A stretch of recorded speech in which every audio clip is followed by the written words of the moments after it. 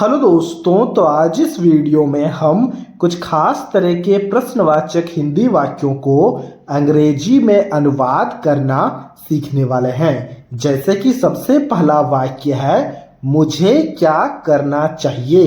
इसी प्रकार का दूसरा वाक्य है हमें क्या खाना चाहिए। तो इस तरह के हिंदी वाक्यों को इस वीडियो में हम अंग्रेजी में अनुवाद करना सीखेंगे। तो शुरुआत हम सबसे पहले वाक्य से करते हैं। पहले वाक्य में लिखा गया है मुझे क्या करना चाहिए। तो सबसे पहले यहाँ पर जो क्या लिखा गया है ना, इसका अंग्रेजी में मतलब क्या होता है, वो होता है व्हाट। तो व्हाट से हम शुरुआत करेंगे।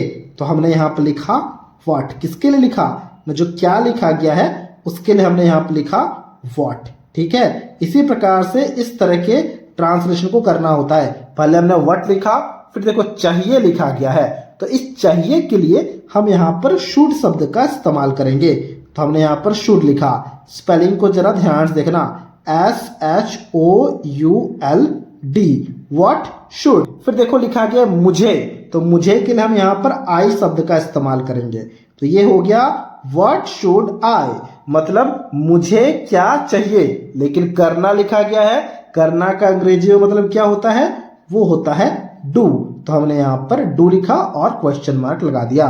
तो ये बन गया व्हाट शुड आई डू, मतलब मुझे क्या करना चाहिए। इसी प्रकार से अगले वाक्य को भी हम इसी प्रकार से ट्रांसलेट करेंगे। देखो लिखा क्या है हमें क्या खाना चाहिए। तो क्या के लिए सबसे पहले लिखेंगे हम व्हाट। तो हमने यहाँ पर लिखा व्हाट। ठीक है, फिर हम क्या करेंगे ना, चाहिए के लिए लिखेंगे शुड। तो हमने चाहिए के लिए यहाँ पर लिखा शुड, स्पेलिंग को हमें ध्यान से याद में रखना है। ठीक है, तो हमने यहाँ पर लिखा व्हाट शुड। फिर हमें लिखा गया है हमें या फिर हम, इसका अंग्रेजी में मतलब क्या होता है, वो होता है वी। तो हमने वी लिखा, व्हाट शुड वी। फिर लिखा गया खाना, खाना का अंग्रेजी में मतलब क्या होता है, वो होता है ईट। तो हमने यहाँ पर ईट लिखा, व्हाट शुड वी ईट, मतलब हमें क्या खाना चाहिए। मतलब पहले व्हाट लिखो, फिर शुड लिखो, फिर जो भी सब्जेक्ट है सब्जेक्ट को लिखो, फिर वर्ब को लिखो। यह है इसका फॉर्मूला। ठीक है, इसी प्रकार से अगले वाक्य को भी ट्रांसलेट करते हैं। अगले वाक्य में लिखा गया है तुम्हें क्या पहनना चाहिए। तो सबसे पहले क्या के लिए लिखेंगे व्हाट। तो हमने क्या के लिए व्हाट लिखा, जैसे कि इससे पहले दोनों वाक्यों के लिए हमने किया था। तो हमने व्हाट लिखा यहाँ पर, फिर हमने व्हाट के बाद में शुड लिखा। तो हम यहाँ पर लिख रहे हैं व्हाट शुड, मतलब क्या चाहिए, किसे क्या चाहिए, तुम्हें क्या चाहिए। तुम्हें का अंग्रेजी में मतलब होता है यू। तो हमने यू लिखा, तुम हो या फिर तुम्हें हो, हम यू शब्द का इस्तेमाल करते हैं। तो हमने यू लिखा, फिर लिखा गया पहनना। पहनना का अंग्रेजी में मतलब क्या होता है, पहनना मतलब एक क्रिया है जो कि वर्ब होता है, वर्ब, यानी कि इसका अंग्रेजी में मतलब हो जाएगा वेयर। ठीक है, तो हमने यहाँ पर लिखा what should you wear. What हो गया, शुड हो गया, सब्जेक्ट हो गया, ये वर्ब हो गया। ठीक है, क्वेश्चन मार्क लगाना नहीं भूलना है। तो ये ट्रांसलेशन हो गया तीसरे वाक्य का। इसी प्रकार से अगले वाक्य को देखना। अगले वाक्य में लिखा गया है उन्हें क्या सीखना चाहिए। ठीक है, तो क्या के लिए लिखेंगे हम यहाँ पर what.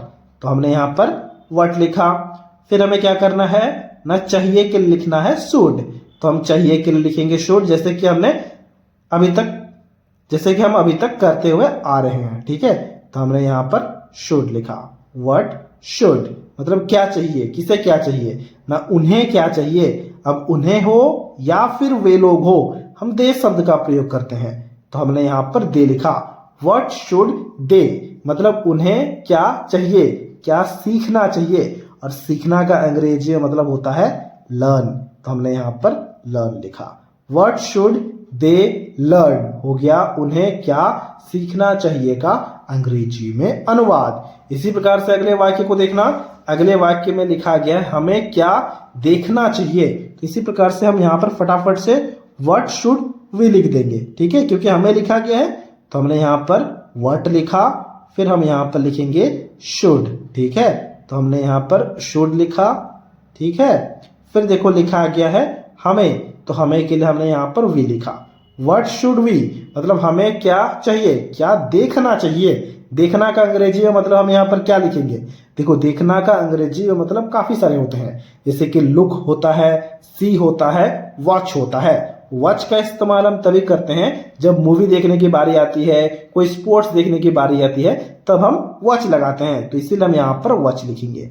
What should we watch मतलब हमें क्या देखना चाहिए। ठीक है, इसी प्रकार से यहाँ पर जो छठा वाक्य दिया गया है, इस छठे वाक्य के ट्रांसलेशन को अभी आपको खुद से करना है। वाक्य में लिखा गया है मुझे क्या कहना चाहिए। अब इसके ट्रांसलेशन को अभी आपको खुद से करना है और हमसे कमेंट बॉक्स में शेयर करना है। अब देखो यहाँ पर कहना लिखा गया है। कहना का अंग्रेजी में मतलब होता है से। आप से शब्द का भी इस्तेमाल कर सकते हो या फिर आप टेल शब्द का भी इस्तेमाल कर सकते हो।